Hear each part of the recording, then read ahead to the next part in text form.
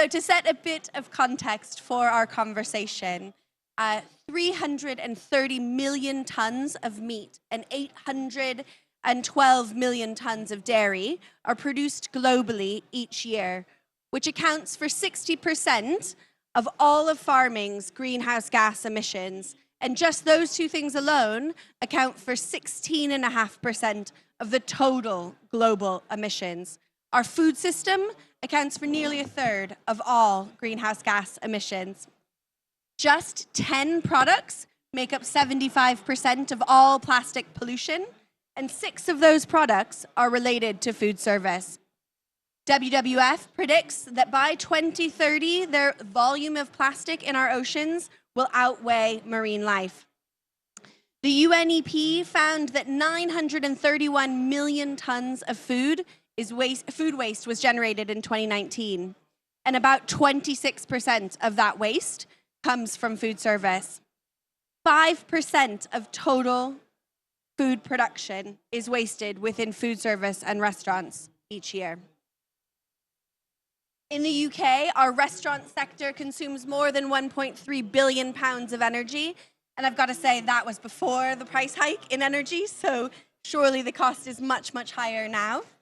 But that energy use is responsible for higher carbon emissions than the entire country of Costa Rica. And energy costs in restaurants make up almost a quarter of all of restaurants' overheads, but about 10% of that energy is wasted at any given moment in a restaurant. And farming uses 70% of the Earth's total fresh water. All of this is just to give a bit of context to say that hospitality and food service is ground zero for many of the most pressing sustainability issues that we're facing as a society. You can see on this screen a number that I didn't mention in our stats, but they all come together and play a role when we're talking about food service and restaurants. And it's not just the operations of our sector, but if you zoom out to include the supply chain, those issues only become bigger. It touches pretty much everything. When you walk around a presentation like this and they talk about the future of food, the future of sustainable production, hospitality and food service is really at the center when we think of all those issues colliding. And more so than that, disruptive forces on food service will continue to play a significant role. So this is a quote from a report that was released during the pandemic. And what you can see here in this kind of lovely chart is about how the food service sector and hospitality sector recovers and thrives post-pandemic. You can see here that we've got those COVID-19 challenges that were massively disruptive for our sector. But then you've also got a rise in these key challenges, which were business as usual. So though we have experienced an incredibly disruptive 2.5 years as a hospitality sector, those disruptions are only increasing in pace. They're not decreasing. They were not stagnant due to COVID-19, but they are going to continue to amplify due to things like climate change, due to things like resource scarcity, and due to changing models in our global world. So we've got some rising issues here, rising interest from consumers in things like reducing their meat consumption, in sustainable diets. We've got focus on clean labels and sustainability credentials, the importance of data and how that's playing a role in running successful food businesses going forward, and keeping on top of the changing consumer landscape. These are all things that are continually changing in hospitality. Fundamentally, we're at a crossroads as both an industry and a planet. I think a number of the conversations that have been had on this stage today have been talking about that point and about how there is no such thing as going back to business as usual pre-pandemic. I've got a mix of headlines. It's hard to read, I'm sure, on a screen like this. But what you can see is just the prevalence and pace at which sustainability and these issues are hitting the media when it comes to food. So issues like having a food system that isn't ready for the climate crisis. How do restaurants reinvent themselves to be more sustainable? Yelp adds an eco-friendly business search filter. So you're starting to see all of these different disruptors in the market trying to understand how do we fit sustainability into our business model. And I guess our whole proposition and our whole conversation about planet and people and profit is, can restaurants be a part, and food service and serving food full stop be a part of the solution instead of a part of the problem? So who are we? I'm Juliane, and I run an organization that's based in London that's called the Sustainable Restaurant Association. And we run a program called Food Made Good, which is the world's largest food service sustainability program. And through that, we have an accreditation for food service businesses. We provide practical sustainability support. You can't see the rest of my slide, apologies for that. But it allows them to benchmark their performance, gives them practical recommendations on steps that they can take within their business. And it covers a very broad framework of looking at people and planet. So our framework, what you can see here is our framework is backed by the UN Sustainable Development Goals. So I'm sure that some of those have come up in previous conversations today. But when we talk about what it means to be sustainable in the food and hospitality sector, we break it down into 3 key things. We talk about the sourcing, or the food on your plate. We talk about society and the social responsibility of your restaurant and your operation, or the people. And then finally, we talk about the environmental impact of your operations, and that's planet. So you've got that plate and people and planet. And of course, at the end of the day, we need to have a sustainable sector. We need to have sustainable businesses that survive. And so we're also talking about profit.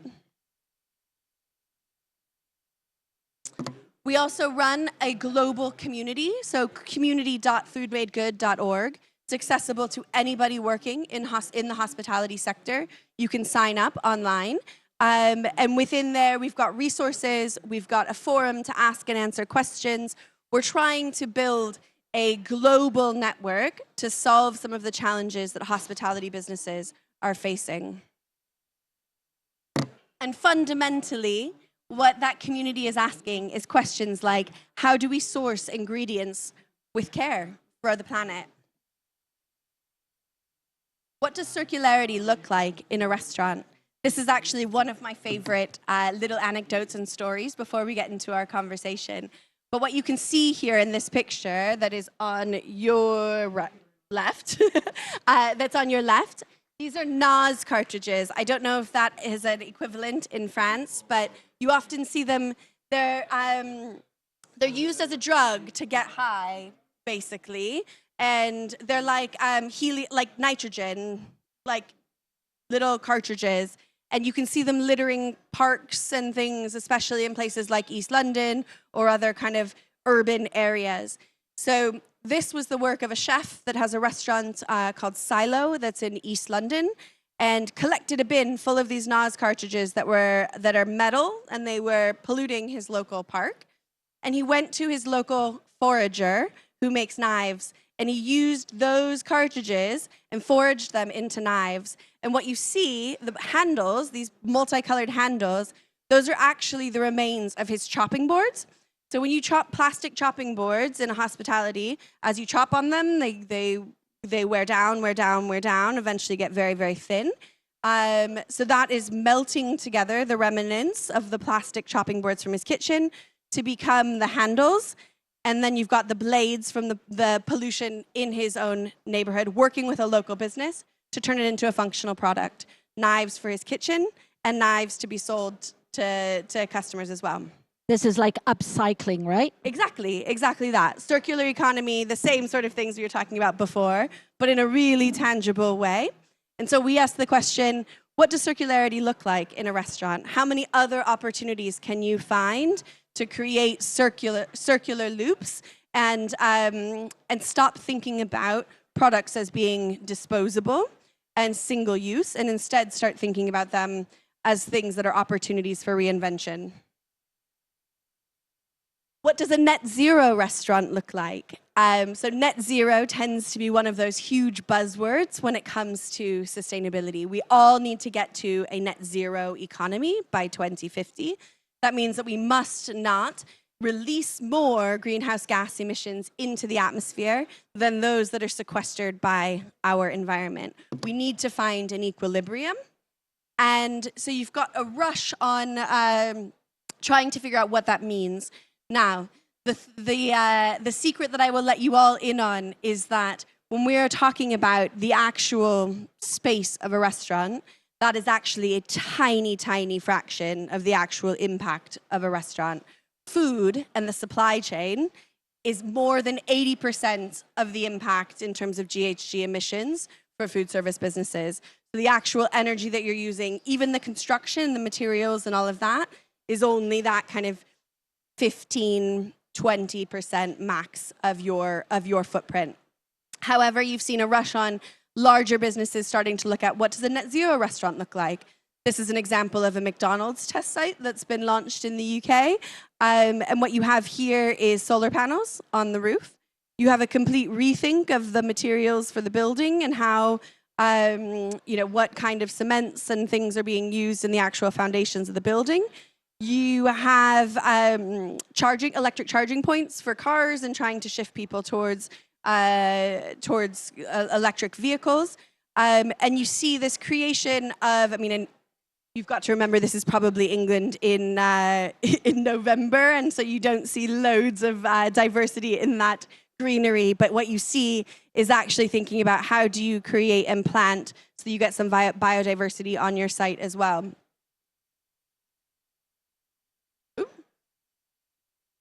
And then finally, how do we make sure that we're feeding people and not bins? How are we thinking about that impact of food waste that we mentioned at the beginning of this conversation? And the fact that it's completely unacceptable that as an industry that's here to feed people, that we are sending more than a third of our global output into bins. So here we've got a picture of another nice Englishism for you. We've got a classic English fry-up. And this comes from actually a very kind of well-known pub chain up and down the UK. And what you can see there is that very, very sad tomato on the plate. And the result of having that sad tomato on the plate means that over 7 million tons of tomatoes are wasted every year. And by simply taking the action of having conversations with customers about whether or not they want tomatoes on their plate, whether or not they want, before just putting them on every plate that comes out, you've actually seen a huge reduction in the amount of tomatoes that are being wasted. So we need to rethink how we're having that dialogue with our customers and engaging them on this journey. So that was kind of a whistle-stop introduction to get you in the mindset around sustainability and hospitality. And I'm going to now sit down and have a bit of a conversation with Yann, who's joined us from a long-time partner of the SRA and a long-time advocate for sustainable business practices, Eurostar. And we're going to chat a little bit about what all of this looks like in practice for him. And as we said at the very beginning of the discussion, if you have questions, please feel free to raise your hand, shout them out. Let's make this a dialogue for the rest of our presentation. So, Yann, hi. Hello. Eurostar was one of the early adopters of the SRA's Food Made Good program. You guys first completed your sustainability rating 10 years ago. 10 years, yeah. And can you tell us a little bit about how you guys approach sustainability within Eurostar and what has made you interested in an approach like this? Sure. So sustainability, I think, has always been in the heart of everything we do at Eurostar. Joining Food Made Good really means that actually we could actually promote the sustainable credential and everything we do well at Eurostar. And I think it just gives a lot of credibility to all our internal processes, and we can communicate to our customer actually all the good stuff that we're doing well. Brilliant.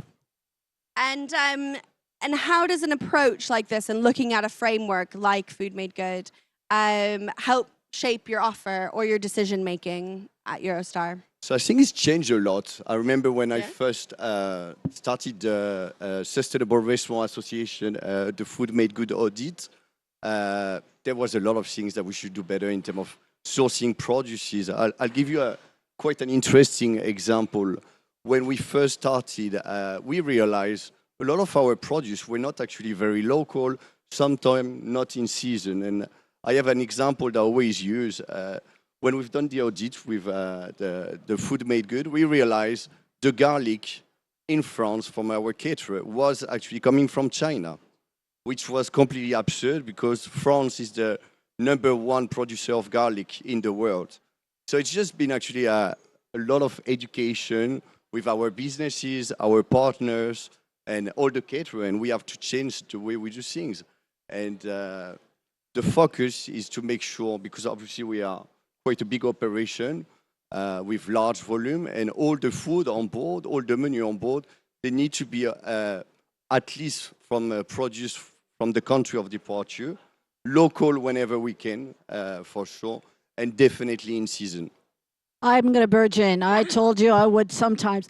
You said the huge volume, but you didn't give any numbers. So how many, what are we talking in terms of Eurostar? You're talking about Eurostar, right? Yes. How many meals do you give a day? You know, those kind of numbers, please? More than thousands. Yeah, that's not a number. More than thousands per day? Per day. So what are we talking, 100K? No, I would say maybe around like 3,000 probably per day. 3,000 meals per day? Yeah. And So you're much not, more than a restaurant. yeah, and you're not asking anyone what they want on their plate. That's what you're saying. You're just giving them and they don't have choices. Well, they get choices. Okay. Yeah. But they still get the garlic. They still get the garlic. Yeah. I think Okay. what he's trying to say on the garlic example was that it was coming from China, China. which is And that's crazy. 10 years ago. I'm And trying then- to explain Yeah. that actually taking sustainability very seriously, it means that we started actually to scrutinize all our produces and where everything comes from. And that means that we changed everything to make it more local. And that trip started how many years ago? 10 years ago. 10 years ago. Okay, thank you. Yeah, and I think that question about interrogating your supply chain and actually asking those questions is a big piece of this, because I think we take, food at face value from what you receive. And we had a large pizza business that was working with us, and they were looking at their tomatoes as an example. Key impact of theirs, right? Tomato sauce being one of their kind of core products. And they realized once they actually were trying to look at the emissions, like trying to understand the emissions of those tomatoes, they realized that their seeds were coming from the US. They were being sent to China to be germinated in China. And then they were being air freighted from China to Holland, where they were then being grown in polytunnels in Holland. But on face value, it looked like their product was being trucked from Holland to the UK and wasn't actually that bad in terms of supply chain. That's not that far, et cetera, et cetera. And it only was once they kind of dug a bit deeper that they realized that no, the actual origin of this product started in the States, went to China, went to Holland, and that's the reality of the complex global food system that we live in. And only once you scratch the surface of asking those questions, or you ask the question, why are we in France and yet we are importing garlic when we are the largest producer, that you realize that we need to unwind and unpick from some of these globalized and industrialized. Very interesting as supply chains. examples. Yeah, thank you. No worries. So tell me a little bit more about, I mean, you were just giving us the example of garlic, but your menu has evolved quite a lot over the last decade in operations. What role does sustainability play in driving how that design of menu works on Eurostar?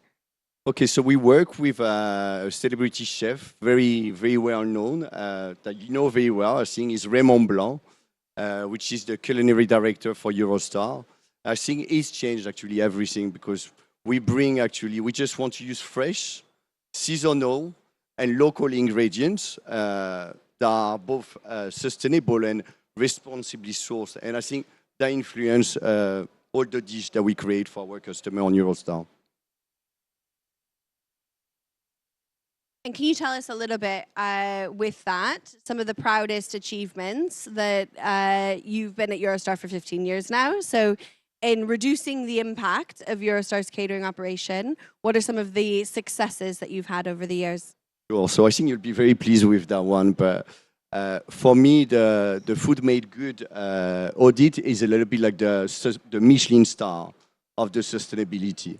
I think when we started, we had only 2 stars. And I believe, I would say maybe 6 years ago, probably around those time, we managed to get a 3rd star, which is for me actually really an evidence of all the effort and all the work with our supplier to make the change to take sustainability very seriously for our menu and the meal we serve to our customers. And with that, I know one of those things that you have been looking at is your single-use plastic. And you guys have set some very ambitious single-use plastic targets. Can you tell everyone a little bit about that, how it's going, how it's progressing, and some of the challenges that you're facing as you try to tackle that? Sure. So I think we've done a lot of progress, but it's a long journey. And I think plastic is not good, but we need to really look at all the supply chain, looking at... I see your bottle of plastic Oh right behind my you. God. You know, it's like, sorry, shouldn't tell, but still. Touché. But yeah, I think we've done a lot at Eurostar. We want to find some more environmentally friendly solution. I know that 3 years ago we used to give away actually a bottle of plastic to each customers, passing through the business lounge. And we had actually, we removed, I think, we saved 800,000 bottles per year. That's an example. We've changed recently, I think 6 months ago, all our sandwiches that we sell on board on Eurostar were made of plastic, and we've switched actually to a compostable PLA. So to be honest with you, it is a very long journey. We're doing a workshop where we are engaging with frontline staff, with procurement, all part of the business. And the idea is to come with actually in some sort of roadmap of sustainable initiative where we want to reduce plastic and become more sustainable with all our material and bring more circular economy in everything we do. Can I tell you a story that I didn't even tell this to Yann before sitting down? But the last time that I was traveling to Paris, not yesterday, but last year was traveling to Paris with my husband and my 2 children. And he was at the bar and he ordered 2 beers. And they asked whether or not he wanted a cup to go with his beer. And he said, no, thank you. We'll have it in a can. And the person that was working behind the desk high-fived him and said, we're trying to reduce plastic. And they gave him an extra beer because he turned down the... That's probably against the rules. Very generous. Gave him an extra beer. But it was really funny because he came back to me and he was like, they didn't know that I am with you and that you work with Eurostar. And that means that it's clearly permeating to your frontline staff that there is an ambition to encourage customers not to take unnecessary plastic. So that's very cool. That's a very nice story. I can tell you actually, I was at one of the workshops and this idea was one from the frontline staff. And he said we should give only disposable on request, not systematically. So I think every little can help in the long term. Oh, very cool. So with that, you've mentioned, I think, some of the challenges. I think plastic is a particular challenge because there aren't necessarily materials that accommodate in all of the contexts. I know from some of the conversations with you guys, you know, weight is a hugely important thing on trains. So if you switch away from plastic, which is a light material, to glass, which is a heavier material, that increases the emissions because of the weight and all of that. It's also dangerous, all of these things. So there's some challenges within that. Are there any other ongoing challenges that you guys face? Yeah, so let me, just in case, regarding water, if you go to Paris, next to what is it called? What is different parts of Paris? Not everywhere. If you have one of those bottles, your self-contained bottles, you can actually go getting sparkling water. You just, like you instead of tap water, you can get sparkling water. Yeah. There's a different parts of the world with Brilliant. that. Yeah, in well, Canada. like filtration, you mean like So a... it's of course it's a drinkable water, Yeah. but it's sparkling water. Yeah, So that brilliant. and in US, for instance, when you go to a restaurant, instead of them putting the water on the table, they bring you a glass and they wait actually for you to ask for a glass of water because otherwise they've got to take the water and throw it away. So these are all those baby steps that get you more and more aware, even though now we're becoming very aware because during the summer, some cities in France were not able to get any water.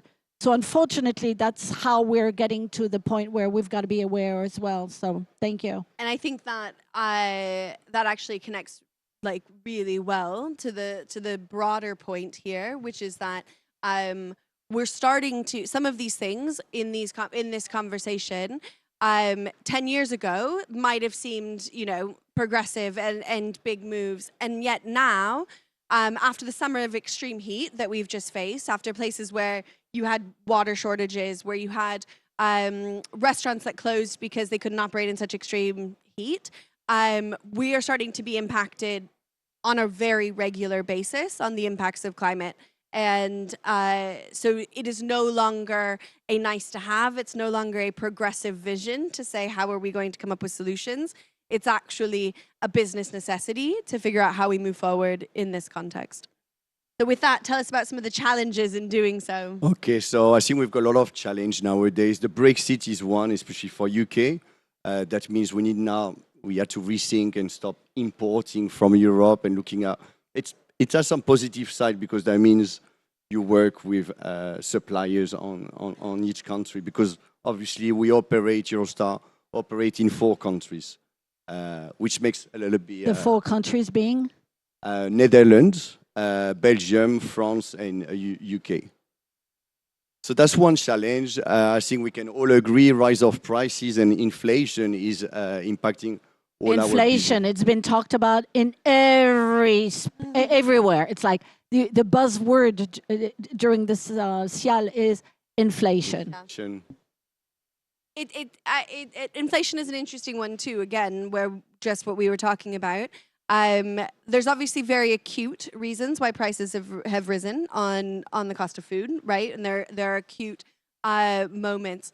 And yet there is also looking ahead at a long-term vision where price of food is hugely impacted by shortages, and shortages are hugely impacted by the climate. And so when you have, though we're experiencing certain elements of inflation, cost of oil rising massively because of the war in Ukraine, you're also seeing things like algae blooms that are causing then rising costs of salmon, and in various imbalances in our global food supply chain, low yields of certain vegetables because of the extreme heat over the summer. And so again, though we might be pointing at an acute moment that we're facing right now, it's actually not going anywhere. I mean, the exact conditions that we're facing might change, but we're going to continue to face an extremely turbulent time when it comes to food and restaurants. And therefore, the more that we can do to take control of our supply chain, to localize our supply chains, to build more resilient supply chains, and working with producers and suppliers that are more resilient to those climate impacts, the better that we are able to kind of stave off those cost pressures into the future. And for sure, everything we've been hearing is that there's no way back. There's just a new way forward. Exactly that. And it's like going up and down, and resilience and working all together is the only thing that's going to get us forward. Yeah, exactly that. Were there any other challenges you wanted to... I think another challenge as well is that the market is evolving every day. And I think, for example, if you want to get rid of plastic, you just need to look at the market and follow actually the different innovation. And what might work for now, for example, might not work in 6 months. So we just need to rethink and challenge ourselves, and yeah. Yeah, absolutely. And I think with that, you mentioned that you operate in 4 different territories and in 4 different markets. And do you feel that you notice a difference in the behaviors of either the suppliers that you kind of are dealing with in those 4 different markets when it comes to sustainability, or also your customers when it comes to understanding sustainability and the actions you're taking? Yeah, that's a difficult question, but I think all the suppliers and all the different countries have different regulation. For example, I know in France, for example, there's a big campaign and big mission to reduce single-use plastic, but in the same time, there's some challenges because PLA is not very well recognized as well, I think, in France. So I think it's just you need to be agile and again work with the different legislation and find the most sustainable or product for your operation. It comes with a lot of challenge. Now, let's talk a little bit about costs, because obviously one of the things that we said that this session would be about was profit. Planet and profit. And profit. So let's talk about a little bit about the realities of costs and how does cost factor into these sorts of decisions? What do you think? Where do you think sustainability can work with cost pressures? Tell me a little bit about how you approach that within Eurostar. So I think being sustainable, definitely a sustainable business means that you attract more people. So for example, for us, that means that you bring more revenue to the company, but of course it comes to a cost. So I think at Eurostar, we can say that we are the most environmentally friendly way to travel in Europe. I believe so. Being sustainable it's a key differentiator from airline and all the other competitors. So I think sustainable is just what we are. It makes a big difference with competition. And you do advertise on that, right? Yes. So how do you advertise to make everybody know that you're really working on it?